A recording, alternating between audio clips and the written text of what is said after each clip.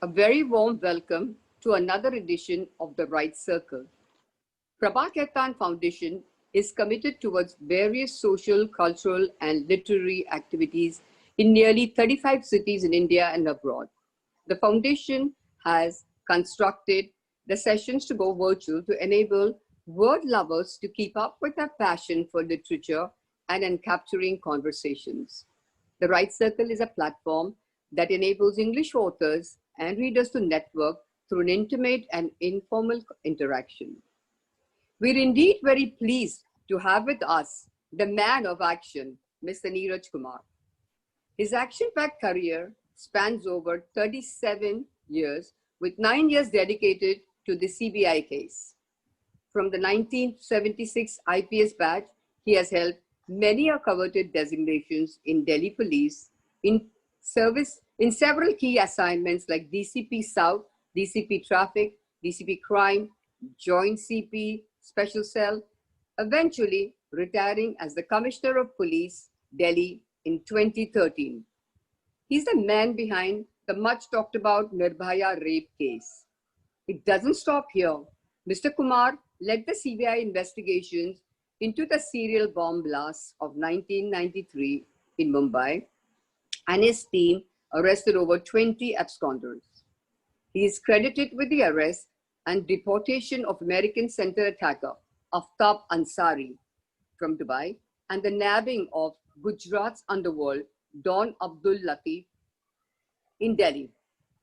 In conversation with him today, we have Mr. Sunil Ramanan. An engineer by training, Mr. Ramanan joined the Indian Police Service and is now the Additional Director of Police and Inspector General of Prisons and Correction Services. He has also authored a book titled Cops in Quagmire. Without much ado, we take you forward to hear it from the men that delights with us in this conversation. Over to you, Mr. Sunil. Thank you, Neelamji. Good evening, everyone. It is a matter of great honor for me to be in conversation with Neeraj Kumar sir, to whom we look upon as a hero in the IPS. Today's conversation would mostly be about his latest book entitled Khaki Files, and we will also speak about some other subjects too, but the thrust area is Khaki Files. So my very first question to you is, having put in 37 illustrious years in the Indian Police Service, what prompted you to be a writer of real life stories? Who gets the credit for it? There is a small story behind it, which I mentioned in my first book called Dial D for Dawn. It all happened by mistake, by accident, I should say. You may have heard of Mr. Hussain Zaidi, the famous chronicler of Mumbai underworld and so on. So he came to Delhi to address on the occasion of the launch of his book, Baikala to Bangkok. And I was invited as the chief guest, and I was also requested to be in conversation with him. So I had never met him earlier. It was my first meeting with him. And during the course of the conversation, I pointed out to him that, there are so many factual errors in your book, and you are a journalist, you can take liberties with facts, and so on and so forth. And I thought I had annoyed him sufficiently.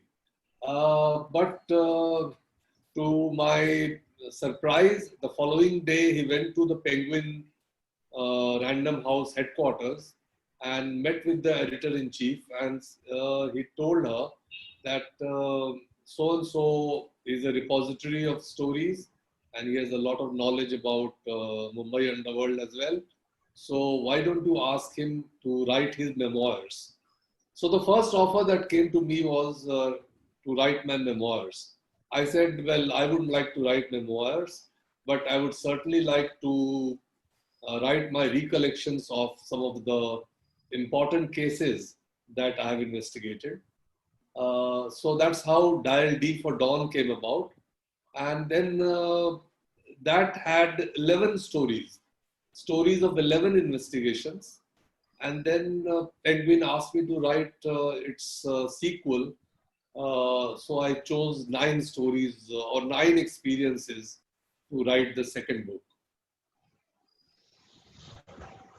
Sir, Khaki Files contains 9 stories in all, which are fairly autobiographical in nature. So there have been several police officers who have attempted to write autobiographies, and the difference between what you've written vis-a-vis what they have is that you have been very careful in refraining from self-praise, and which may not be true of the others. So how did you resist this temptation? Was it conscious, or is it your way of writing? No, it's my way of, shall I say, living. It is always throughout my life. I've never tried to take any credit for the good work done by my team. You being a police officer, you know that police work is always a teamwork. We are police leaders. We, like you and I, belong to the Indian Police Service, and officers of the Indian Police Service are police leaders. It is our job to encourage, to lead, to sometimes conceptualize a police operation, sometimes to guide it in a certain. Mostly the men in the field who carry out the operations, and therefore it is our job to give them the credit, and we should be there to take the blame if things go wrong, and leave the credit for our men, officers and men. So, right, sir, very true, sir. Sir, the kind of real life accounts that you have narrated demand a lot of accuracy. As you said, mentioned at the very outset, that you could point out to Mr. Hussain Zaidi certain flaws which impressed him. So these accounts invariably need accuracy, and it's a more exacting task vis-a-vis writing fiction, where a lot of liberties can be taken. Somebody like me wouldn't really dare to write a real life account because it entails a lot of research and one has to be accurate. So why this exacting way? You could have always cast it in the form of fiction and maybe taken certain liberties, like some of us do. Sunil, I have always believed in the dictum that truth is stranger than fiction. I also believe that truth is more interesting than fiction. And therefore, I have stuck to the facts. And well, some of it could have been twisted to make it more interesting or more riveting and so on. But I have scrupulously gone by the facts, and I didn't want to twist the facts to make it more interesting or more gripping. And therefore, that has been my approach in both the books, because I have very true. So it is better to stick to the facts. And I believe that facts are always more interesting to talk to, more interesting to listen to, more interesting to read. Even when you are seeing, say, a web series, if a series is based on true facts, you'll be more drawn towards it than something which has been created as a fiction. So at least I can speak for myself. When I scan the web series on the various platforms, I always go for those which are based on true incidents. And they always end up being far more interesting and far more real, because you can imagine anything. You can imagine, that there is an invasion by aliens and this happened and that happened. But people know that it is all fiction and not to believe it. So that is how I feel, and that is how, even now, if I have to write something, it is always based on real facts. Sir. Right, sir. Sir, Devil's Advocate, which is about your stint as DG Prisons in Delhi TR in particular. So this is my favorite story of all the stories that I've read. I like this the most. Sir, in it you say, and I quote, from being a hardened cop whose mission in life was to send offenders behind bars, I began to see things from the other side and in a very different light, unquote. So for the audience, sir, I would like you to elaborate on what the other side is and what this different light is. Yeah, this is a very, very interesting question.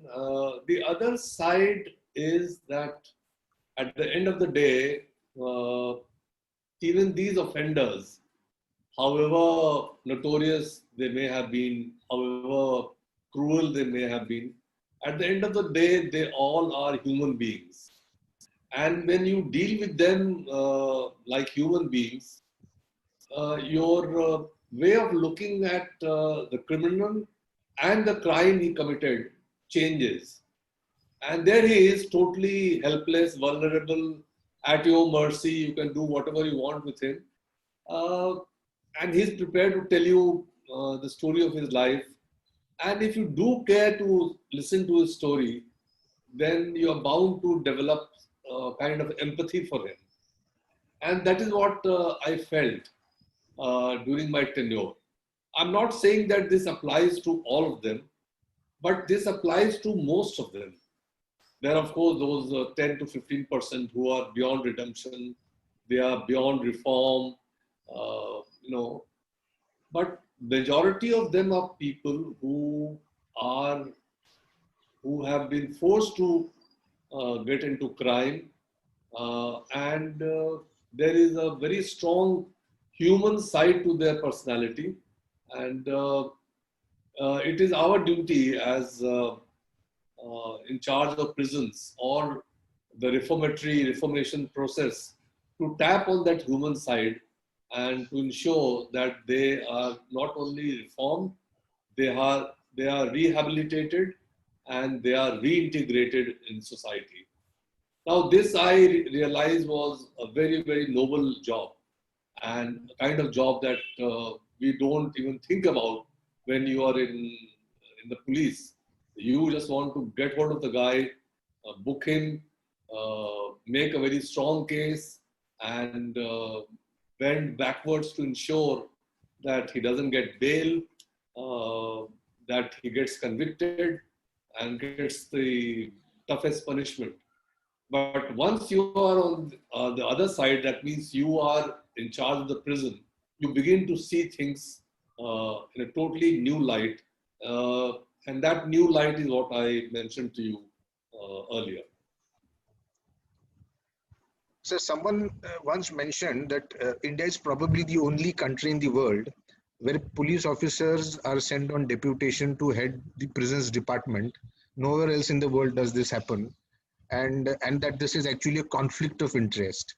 So do you view it that way? Well, strictly and technically, yes. The fact is that if somebody is from the enforcement side, then his interest would obviously be in conflict with somebody who is on the correctional side. In theory, it is true. But it is remarkable because you two are in the same boat as I was. You would agree with me that it is remarkable how somebody from the police or from law enforcement, when he dons the hat of a correctional officer, his perspective changes and changes completely.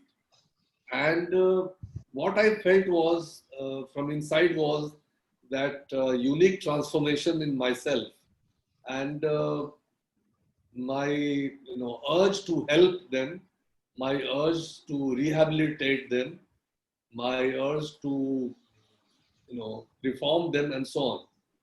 And therefore, I ended up undertaking a lot of schemes, special schemes, to reach out to them. And I can say with some amount of pride that some of them were untested and very innovative schemes, and it went a long way in improving the atmosphere in the prison, overall atmosphere in the True, prison, sir. making it more conducive to correctional work and to rehabilitation work as well as reintegration work. So the point I would like to make, since you asked this question, is that while on the surface, or shall we say at first sight, it does look like a conflict of interest, but I feel that it is an experiment which has been tried in India, and I feel that this experiment has succeeded to a great extent. And police officers have come out with flying colors as correctional officers, and they have done much more than what a career correctional officer would have achieved. So, that has been the experience, I feel, all over the country. Very well said, sir. So moving on to the next question, this is in respect of a very interesting chapter entitled Go on Rhapsody. You convey in it that it is a better proposition to go to Goa as a tourist than as the chief of its police. Why so, sir? No, these are two totally different experiences, I should say. To go as a tourist, Goa is really heavenly. But to go as a police officer and leave alone as its police chief, the experience is totally different, diametrically different. And that's because I feel that the political leadership or the system there is such that the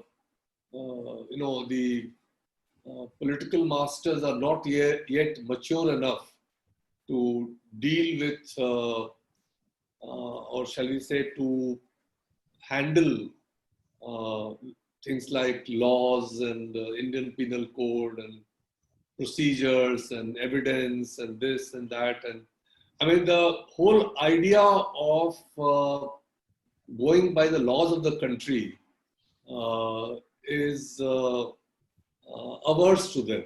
They are not favorably inclined towards going by any rules, any regulations, any laws.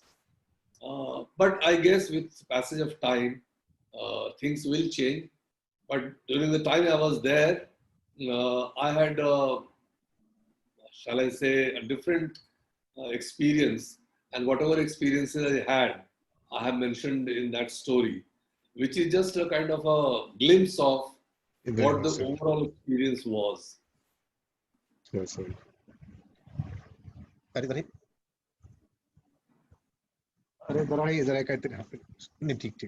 Some minor hitch, sir. So moving on to the next one, sir.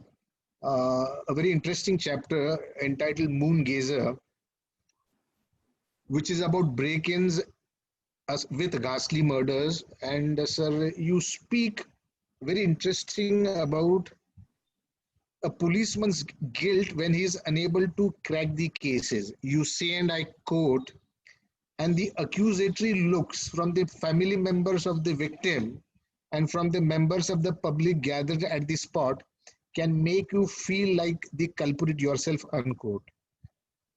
So, don't you feel you're being unduly unkind to yourself when you were working so hard to crack the cases? No, I'm not being unkind to myself, but that was my feeling. That was, any conscientious police officer, when he's not able to catch a gang, an active gang, which is operating in his jurisdiction, will get that feeling that, such an incident had happened earlier as well, not once, not twice, but several times. And yet, you, as the police officer in charge of that area, were not able to nab the gang, and therefore they have struck again, killing innocent people, and that also in a very ghastly manner.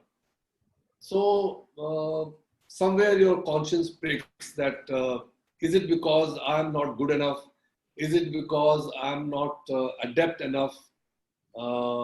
if I had been a good detective, a good police officer, I would have managed to crack it. So those thoughts begin to haunt you, especially when you are at the scene of crime, when you see, a dead body, badly mutilated, and people wailing in the background and looking at you in a, like I said, accusatory manner. Then you are bound to get that feeling. And that is how I felt. Well, you could say that one should be so professional that you are able to detach yourself from the scene of crime and think like someone who is, who looks at it in a very objective manner and doesn't take himself to be the cause of the incident.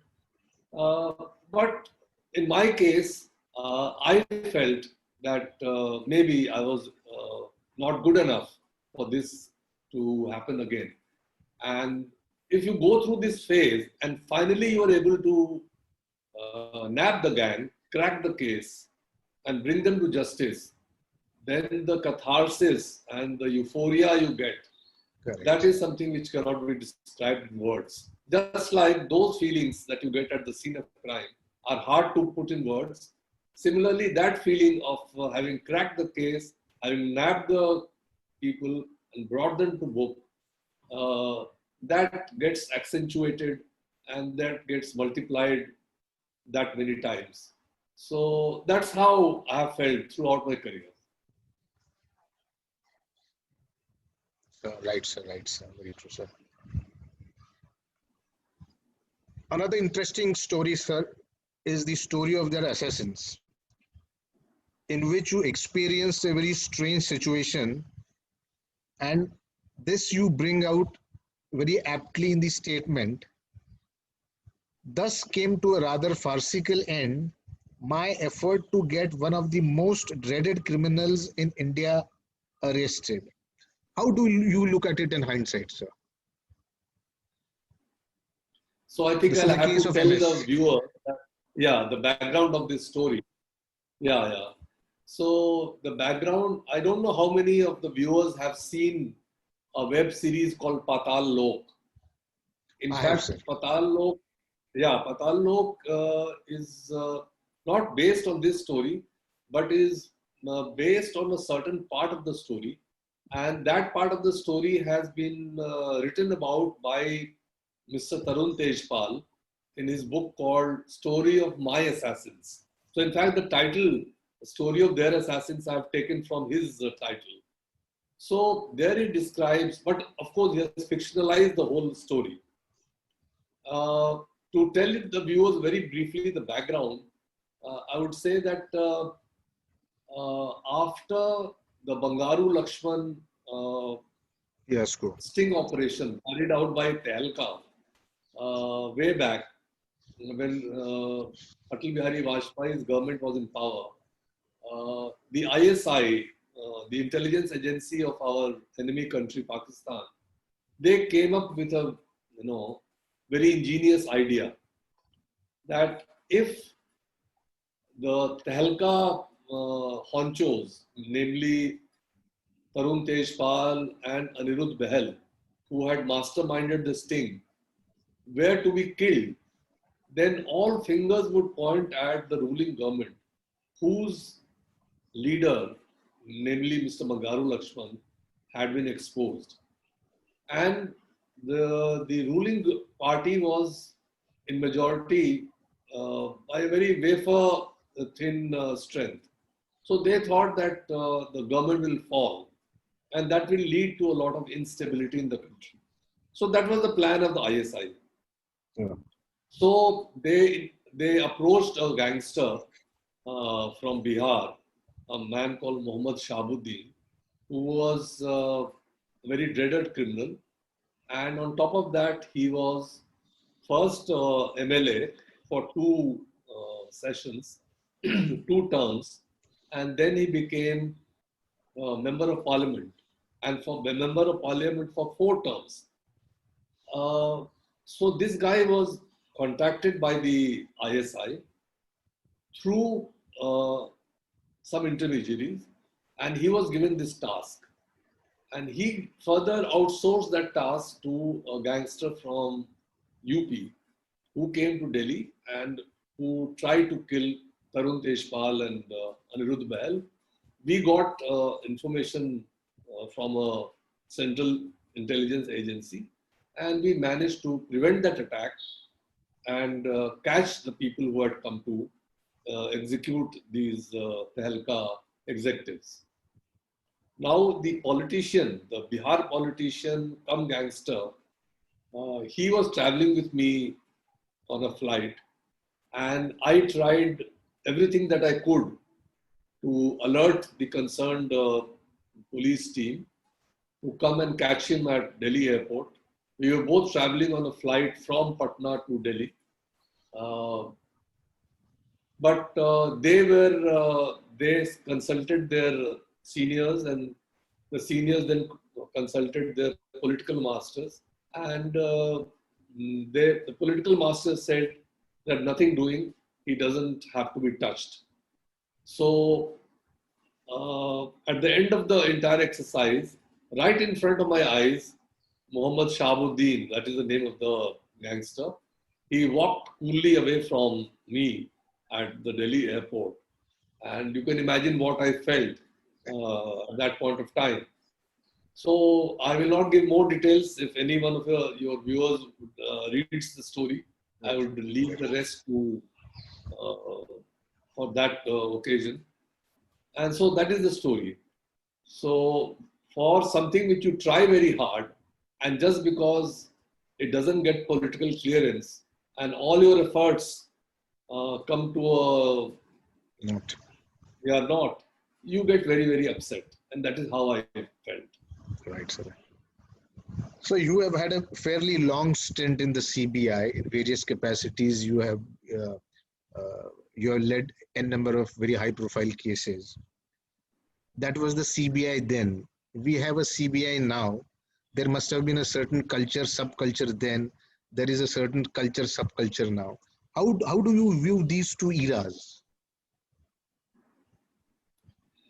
See, the basic difference is, Sunil, that at that point of time, the CBI was also investigating terror cases. We were investigating, for instance, you were mentioned, it was mentioned in my introduction that I was involved in the investigation of the Mumbai blast cases when the case was transferred by, and we did several other terror cases as well. One of them is there in the book Khaki Files, which pertains to the serial train blast cases. The doctor, sir.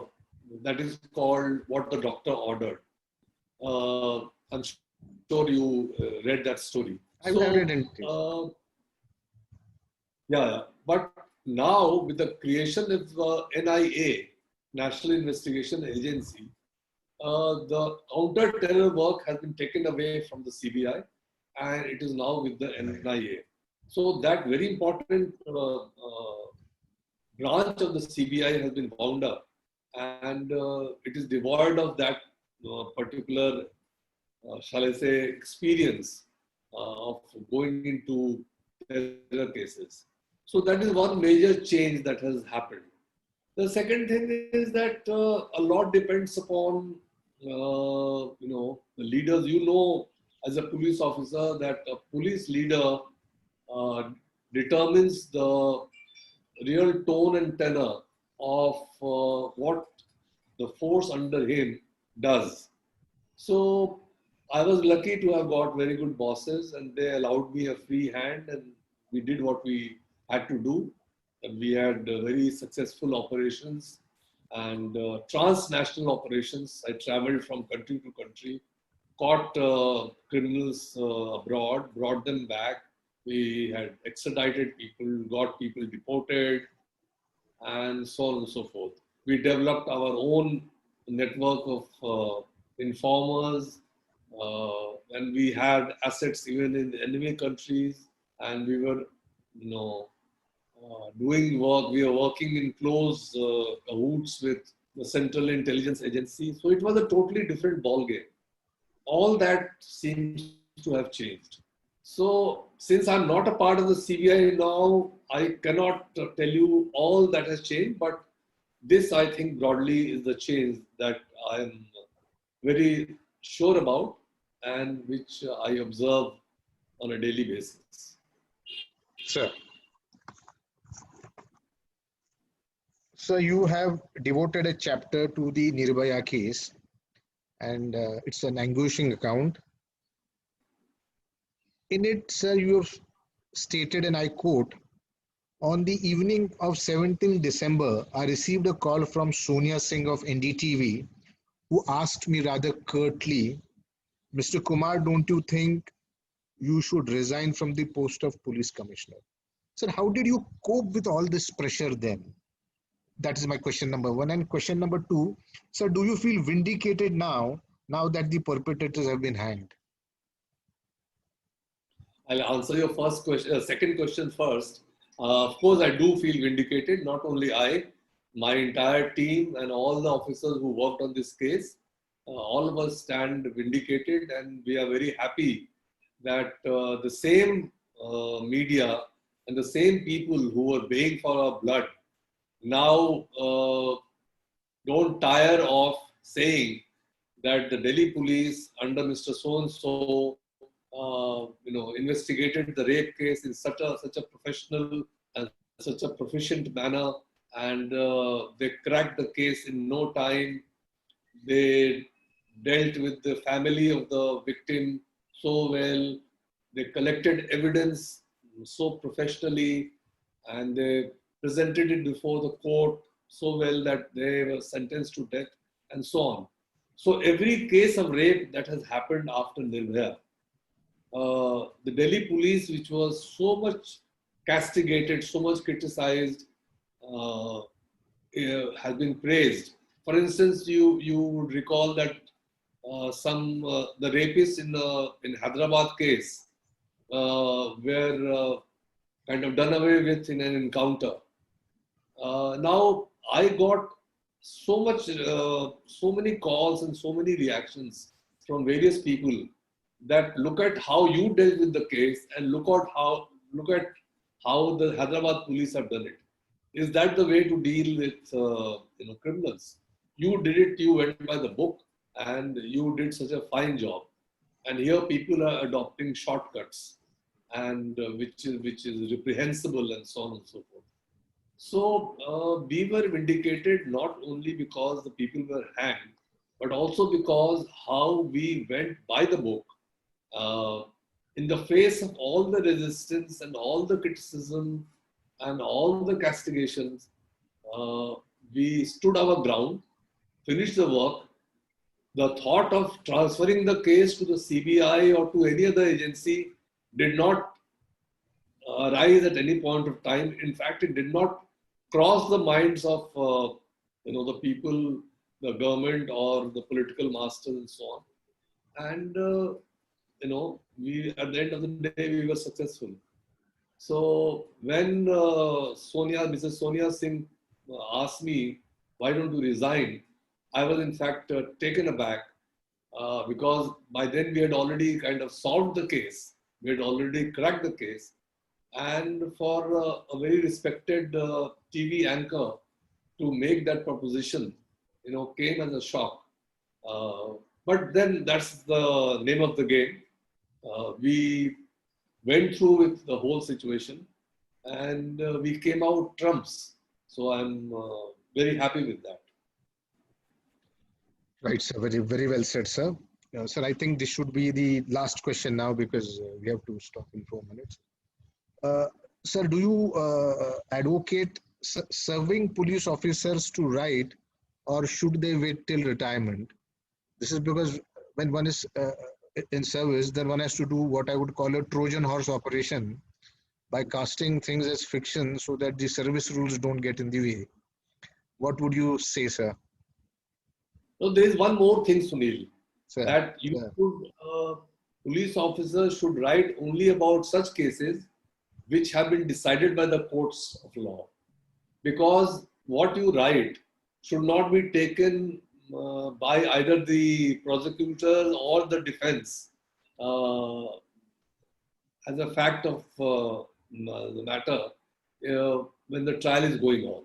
So if you notice, all the cases that I wrote were cases which had already been decided.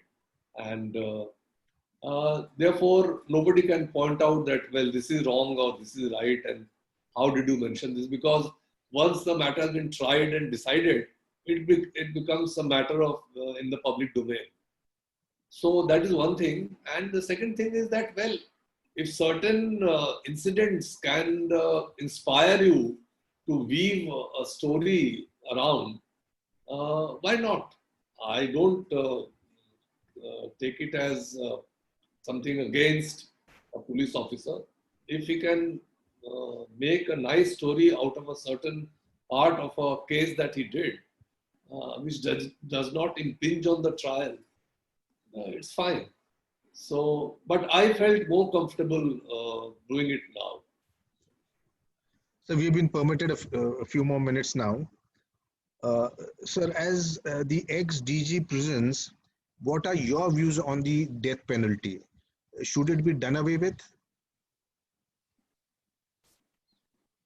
Well, it's difficult to say. It is both here. I mean, I should say yes or no. Again, the same thing arises.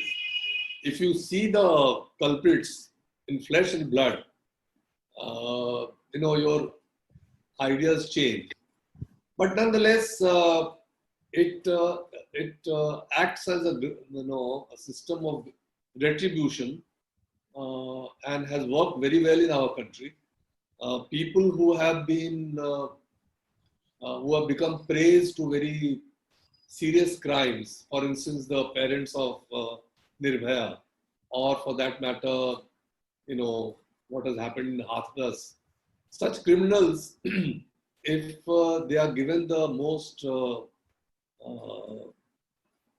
strictest of punishments, then it goes to assuage the feelings of the victims or the victims' families. I will never forget an interview, or shall I say a show on television, in which the head constable Omble of Mumbai police, who was killed by Kasab. When Kasab's death sentence was announced and people were saying that it should be done quickly, then there was this show in which Omble's wife was also there. And so people were saying that, no, we should do away with death penalty. There is no need to hang Kasab and all. But it was his wife, his widow, who said, who are you to say this? I am the victim's widow. I mean, my feelings will be assuaged, and I will feel that justice has been done only if he is hanged. So, you have to look at it from that point of view also. And this feeling in the society should remain that, well, the punishment for this is death. That, to quite an extent, acts as a deterrent. So I feel that it should continue, if I talk from the victim's point of view. Sir. Well said, sir. So it is seen of late that the media has been affecting the criminal justice system to a great extent. Law, procedures, evidence, etc. seem to take a back seat, and everyone seems to propel in the direction in which the media creates a public impression. So the public impression created by the media is affecting not only the investigative agencies and others, but the entire system in itself. Do you feel so, sir? Yes, to a great extent it is true, because so much of pressure is brought upon the investigation agency during the investigation that they are hard pressed to do certain things which in the normal course they would not do. Whenever you want to do justice to investigation. As you would know, it's a very painstaking work, and it is not something that can be done in a jiffy. Yes, yes. Uh, you have to pick up clues, you have to pick up evidence very carefully, very patiently, very painstakingly. But the atmosphere that is built by the media around any sensational crime is such that everything should be done in double quick time. And then if the case fails finally in a court of law, it is again the police, the investigating agency, that is blamed. So I do feel that the media should realize, not only the media, the people at large, also the politicians, they should realize that it's not like waving a magic wand, that you wave a wand and people get caught, and you wave another wand and they get convicted. It's a very painstaking process, and as long as we don't allow that process to go through, we will not be delivering justice either to the victim or even to the accused. Therefore, in a responsible society, people should realize that investigation agencies should not be pressurized into resorting to shortcuts and in delivering justice, as was done in the Hyderabad case, for instance. And when that is done, then again the same media begins to criticize the police as well. So, society of which media is a part has to realize that if you want the rule of law to prevail, it will have to be patient. It will have to allow the police adequate time to do its job professionally, and to bring the real culprits to book. Otherwise, say tomorrow, even innocents can be caught under media pressure just to show that the case has been solved. It has happened, as you would know, on quite a few occasions. So, media is well advised to hold back its horses and allow professional work to happen. Thank you so much, sir. That was the last question, and it was a matter of great honor once again talking to you. And thanks for the very wonderful answers. I think, sir, we have to move on to the Q&A session now. And Neelamji, please take over. Yes, I have quite a few questions in the question box over here, and they're from the guest, of course. But since they're anonymous, I'll read them to you. What do you think that shooting the rapist isn't correct, even if it is considered as the justice according to public? Because in most of the cases, the rapists are roaming free. You think that the shooting the rapist isn't correct, even if it's considered as a justice? They need your views on that, sir. No police officer worth his salt will do this proposition. It is not the right thing to do. We have to wait for the due process of law to take course. Yeah, sure. And the other one is, have you ever been bribed, or have you or your family ever received any threats while working on any of these cases? Well, that's an interesting question. I'm sure we heard about it. The first one is a little... The latter part, I can answer that yes, I have threats, because I have dealt with very dreaded criminals from time to time. The security of my family and me individually has been under threat from time to time. As far as the first question is concerned, the short answer is no. And I don't know why the person thought of asking this question. Exactly. Yeah. My apologies for that, sir. One thing that you'd like to change in the systems if given a chance? Yeah. There are lots of things, but the police needs more autonomy.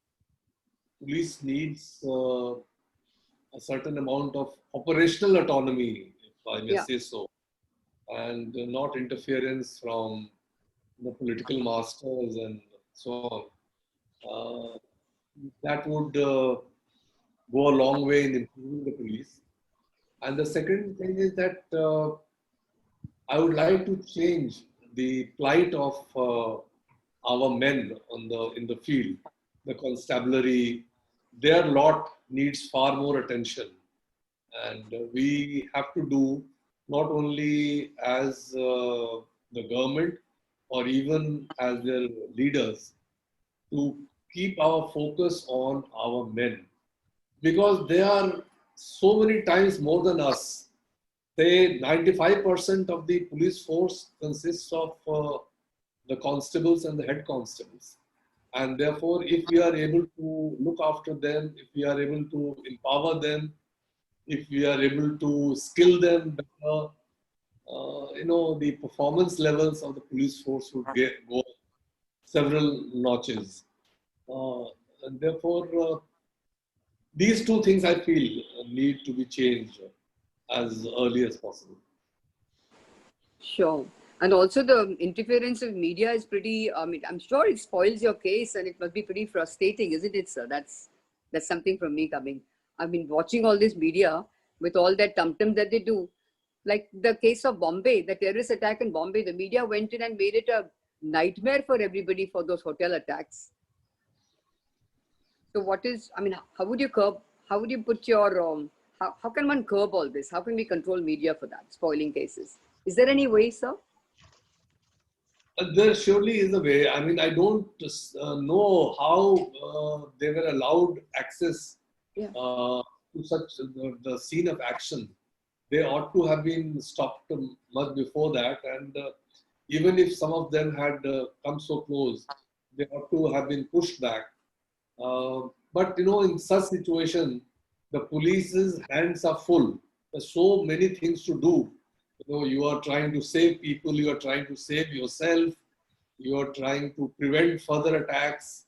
The whole city of Bombay was virtually in disarray.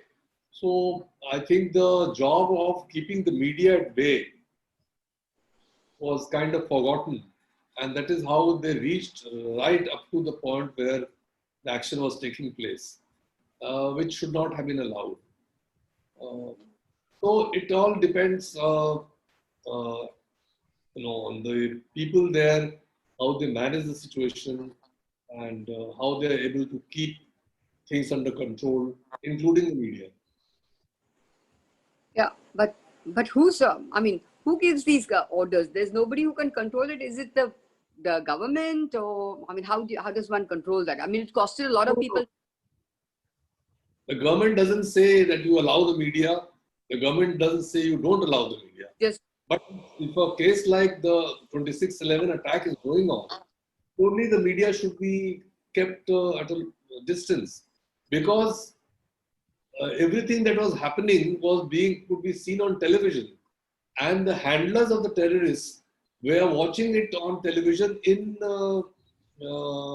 sitting in Pakistan, and then they were giving directions to the terrorists that do this, do that, based on what the media were shooting at the spot and putting on television. It was very unfortunate what happened. So if the TV crew had been kept at bay, they had not been allowed so close to the scene of action, a lot of what happened would have been averted. yeah. There's one more question. It's a little, I don't know what it means. It's from the guest, sir. What should be done to change the current Thana culture? Visiting a Thana gives you the feeling as if the complaint is the culprit. I'm sorry, I don't know what it means, but it's from an anonymous guest. No, I've understood what he means. Yeah. Thana culture does require to be changed.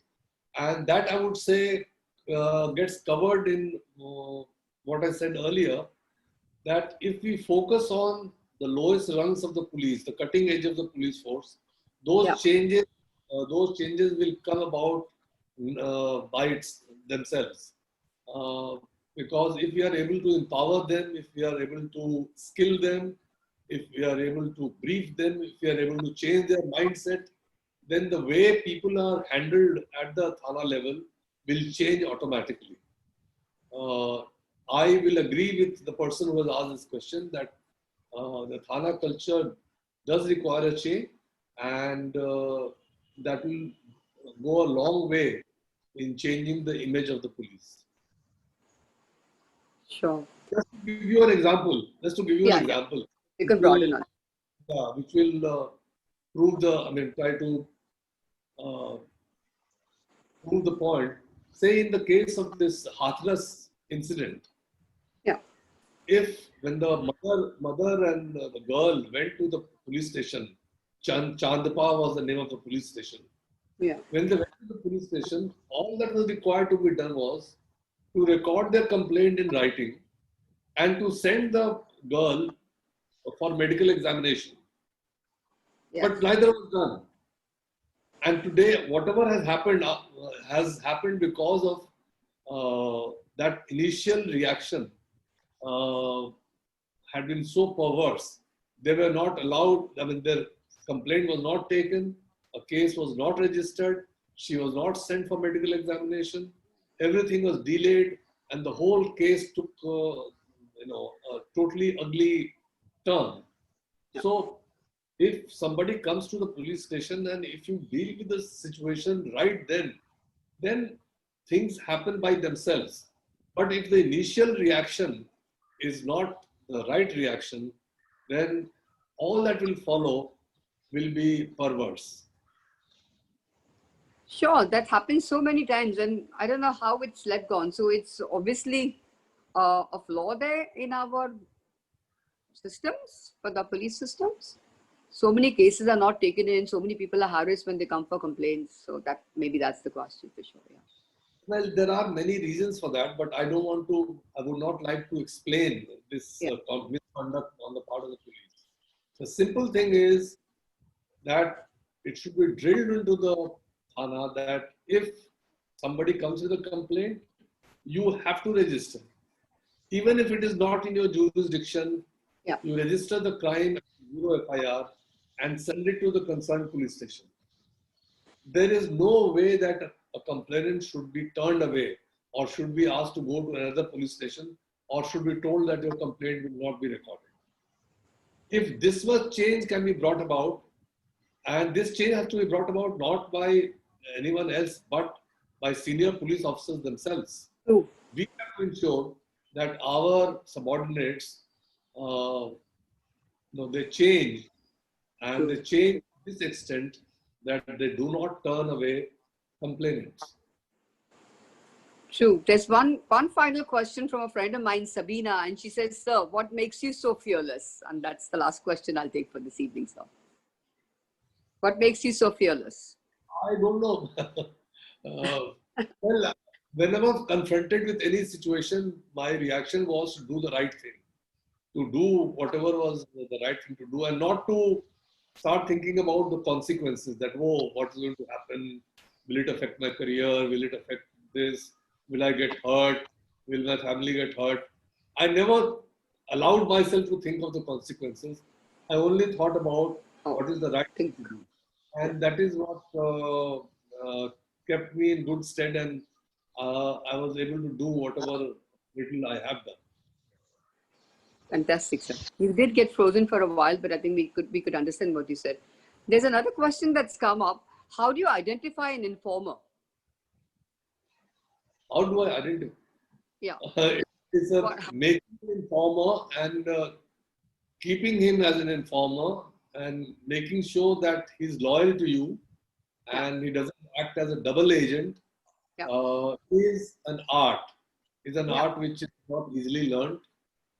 Well, you have to know, for instance, if you want to break into a gang, you have to win over one of the members.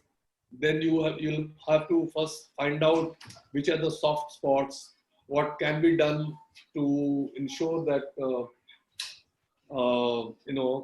the fellow starts working for you. Will he work for you for money, or will he work for you for some other thing? Yeah. It's a very complex and complicated process. And you cannot just point out at somebody and say, well, I have identified so and so, and he is going to be my informer. It all emerges at the end of a process. Sure. So it's all the skill and the gut feelings of the officer. Do you leave it at that? It seems like. I don't know whether from. I think we've lost you. So there's one more question, but I think we don't have the time to take it. But there's a very real an answer over here.